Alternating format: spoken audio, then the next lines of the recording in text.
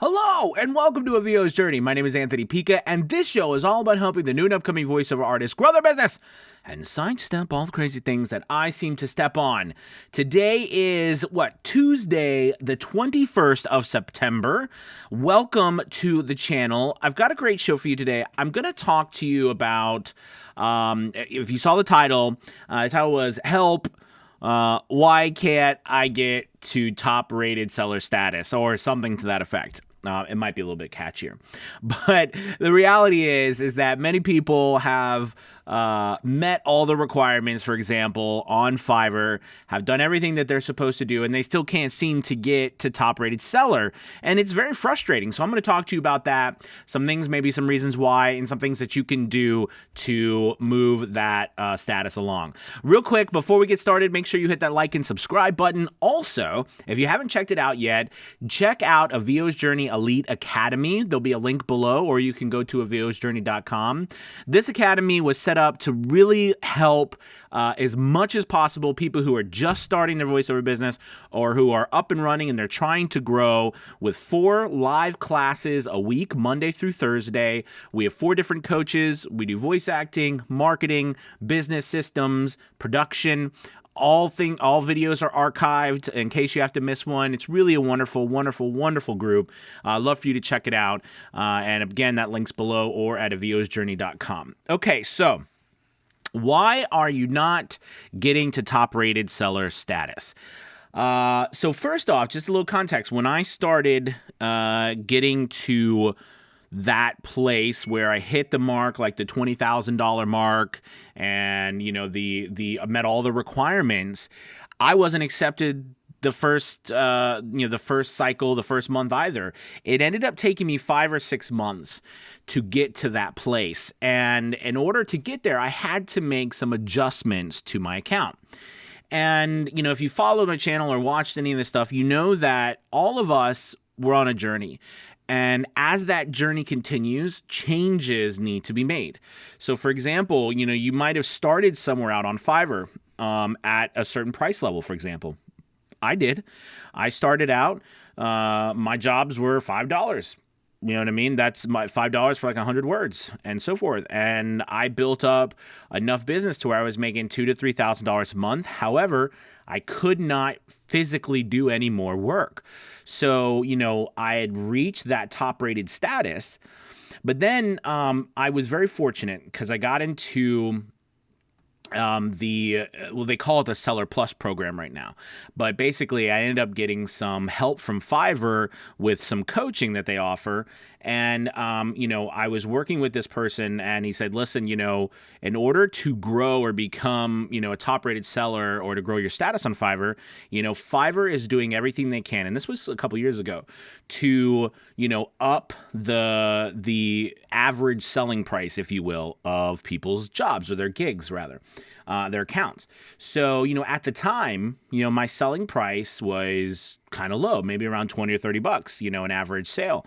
But, he was like, listen, you got to raise that average selling price. So I started to raise my prices, and and business kept coming in, and I started making more and more money, but also my average selling price went up. So I went from like $20 to $30 up to $50, then to $60, then to $70. Today I'm at $90, but when I was hit for an order, but when I hit that $50, $55, $60 mark, and I think as time goes on, it's going to keep getting bigger and like higher, right, with the amount of people who are on that platform. Then Fiverr was like, okay, so we want to promote that person as a top-rated seller because they're going to make us more money too. You have to think, this is a mutual relationship with any platform. It's not just Fiverr. It's any platform, any agent. Same thing. Agents take 20%. It's the same. It doesn't matter who you're with, right? I mean, the more that someone charges, the more everyone is going to make. Right? So that's one thing to look at as well. Also, another thing is a challenge. Now, just on a side note, I'm not saying go out and raise your prices by $100, you know what I mean, right off the bat. Raise it slowly in $5 increments. Do you know what I mean? Don't change everything right overnight, because that's a fast way to tank your account. But as you go along, there's also the idea that Fiverr takes on, because we're specifically talking about Fiverr, I believe they take on a certain amount of top-rated sellers that they can justify that business. Do you know what I mean? And, it used to be a committee. I think it's growing, right? But they don't always, just because you reach that status doesn't mean you're going to get chosen. And a lot of times it has nothing to do with, you or not, like, whether you're good enough. No, it has everything to do sometimes with the fact that it's, could be they're only accepting X amount this month and, you weren't one of the ones that was pulled out of the hat. I mean, it's not good to dwell on it, but it is good to make those changes. I think the best changes you can make is to slowly, if you've hitten, if you've reached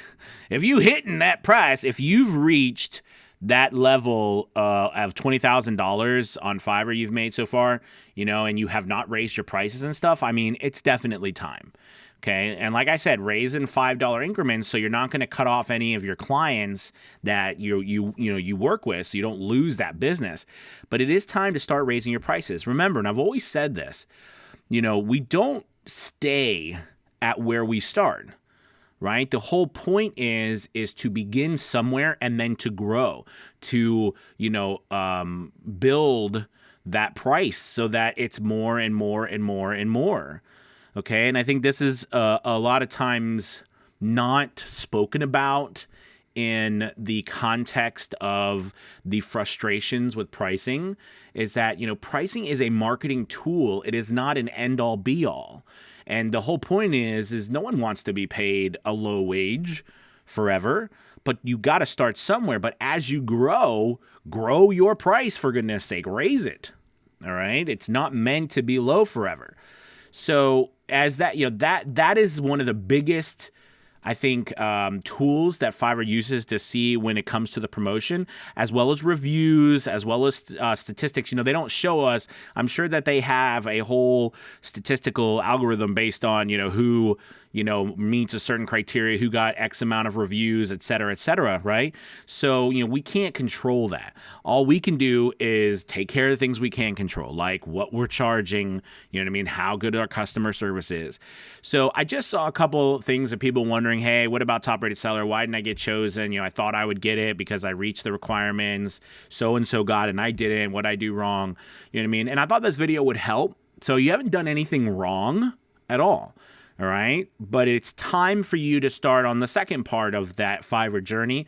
And that is starting to slowly raise your prices. I mean, if you've gotten to $20,000, you've done a lot of work on Fiverr. Okay. You've done a lot of voiceover work. It's time for you to raise your price. You have experience.